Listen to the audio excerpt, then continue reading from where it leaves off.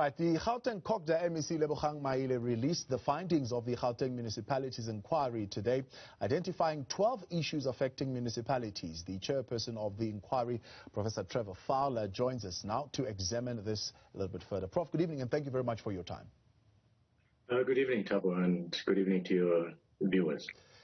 Is this report or the findings thereof an indication, maybe, or a finding of inadequacy in as far as our municipal councils are concerned to do the work that they're supposed to be doing in the various departments?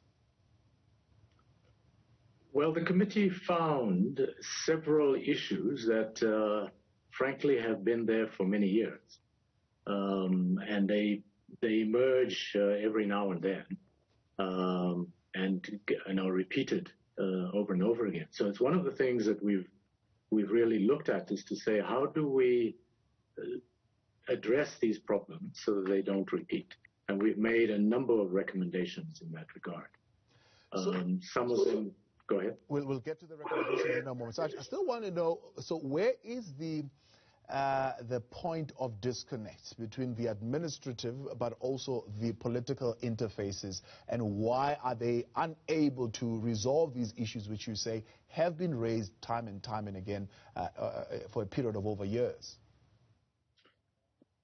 Well, our focus was with the administration, but in the interaction it is very clear that there is a gap in the political and administrative interface.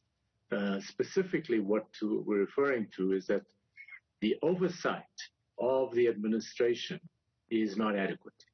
So where you've got the public accounts committees, these are not doing the things that are necessary to hold the municipal manager or the administration to account.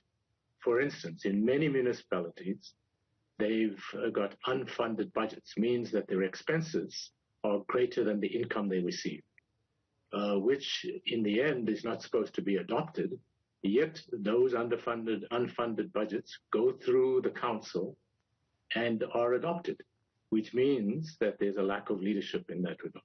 Yeah. But even more concerning, you're saying there is no honest conversation that is going on. So in other words, they are not honestly discussing many of the issues that you're describing here, and therefore between the political head and whoever would be the administrator or the municipal manager, there is just no honest disclosure between the two of them as to what the real challenges are, which means they're just not governing with honesty, I mean, in essence. Well, that's one of the issues that we looked at, and we tried to delve into the political relationship. And one of the things we found is that very few of the administrators were prepared to speak about it openly, which means that they really fear for their positions, which is something that an accounting officer should not have to do. And in any event, an accounting officer is supposed to take a position. If the law says this is the way you're supposed to do it, you're supposed to do it that way.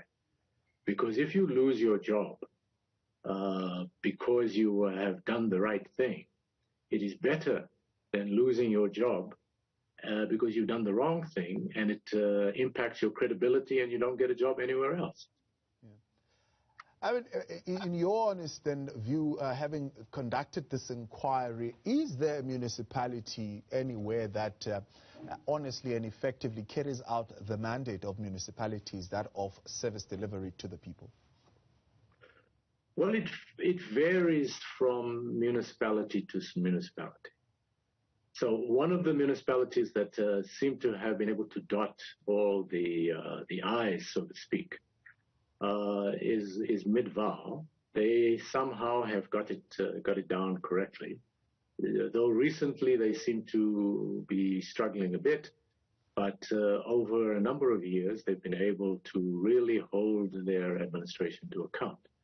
But in other municipalities, there are good practices.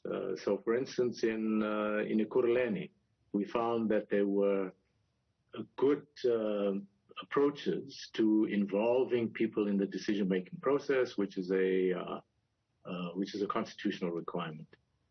In Johannesburg, they do very good performance management. They have a good treasury. Those kinds of issues indicate that there are best practices in various municipalities, but it's not necessarily consistent throughout on all the issues.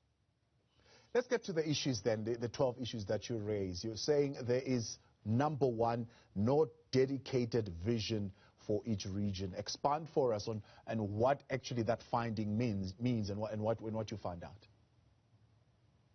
Well, I think the key question is that we have a national development plan, and then you have a provincial plan. And the alignment between what municipalities do and those plans are not completely visible when you go there and you look at what they're doing. So that's the one issue.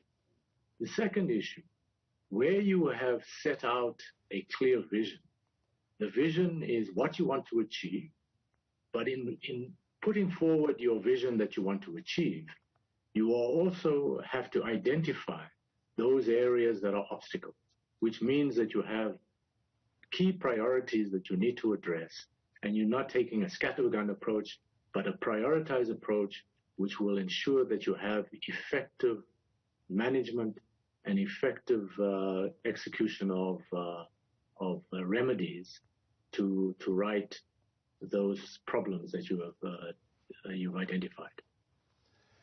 Now, the Auditor General's report in 2020 revealing that municipalities, and it's a huge charge, is where government money actually goes to waste, with only 21 municipalities achieving a clean audit, more than 1 billion spent on consultants, over 32 billion in irregular expenditure. What are the fault lines in the financial frameworks at our municipalities?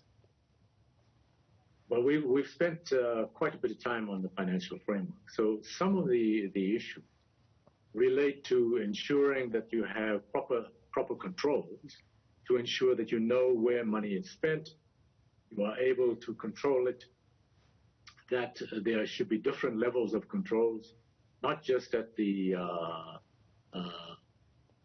at a municipal council level where they pass the legislation, but also at an administrative level to ensure that the last step in the chain is that nobody would pull the button to make sure that a payment is made unless all the documentation is in place, so that you are sure that you're not, this is authorized, one. Secondly, it's not irregular, it's not fruitless, and it's not wasteful. So those issues must be addressed, and it's those specific controls that must be put in place. And the question that you also raise of an open tender system, you would want to introduce this across the board. Why do you think this would be an effective way of dealing with the issues at municipalities? Well, the key question we're raising about an open tender system is that you want people to, the ordinary member of the public, to understand and be able to see that if a tender is rejected, it is rejected on four bases.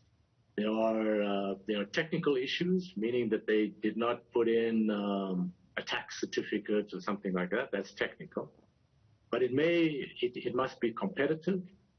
The transparency is there. There must be value for money, and you must be able to ensure that there's fairness in how it is done. And if you've got all those four characteristics, you then have a process where the best price and the best quality will emerge on an item being procured. How do the challenges that are happening at province affect what we are seeing happening at local government? Well, when you have difficulties in political parties, where parties don't agree on, within themselves don't agree it then plays itself out at local level. And that's one of the key challenges that you face. So leadership needs to be provided at all levels. So leadership at the national level, leadership at the provincial, and to ensure that there's support for leadership at the local level to do the right thing. Prof, we appreciate your time and thank you very much for helping us through this conversation. That is the chairperson of the Gauteng Municipalities Inquiry, Professor Trevor Fowler. When we